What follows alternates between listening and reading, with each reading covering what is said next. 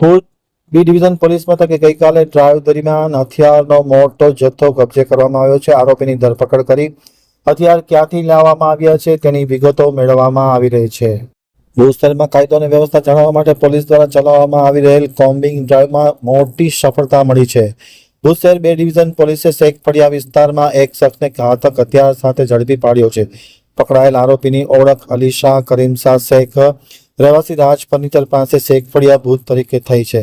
આરોપી પાસેથી પોલીસે કબજે કરેલા હથિયારોમાં 21 છરી, એક તલવાર, ધાર્યું, કોયતા, લોખંડના પાઇપ તેમજ 2 ધોકા મળી આવ્યા છે. પોલીસે આરોપી સામે ધોરણસરની કાર્યવાહી હાથ ધરી છે. આ હથિયાર ક્યાંથી મેળવ્યા, કેવી રીતના આવ્યા તેની સંપૂર્ણ વિગતો મેળવવામાં આવી છે. પોલીસે ડ્રાઈવ દરમિયાન ખૂબ મોટો હથિયારનો જથ્થો આરોપી પાસેથી કબજે કરવામાં આવ્યો છે.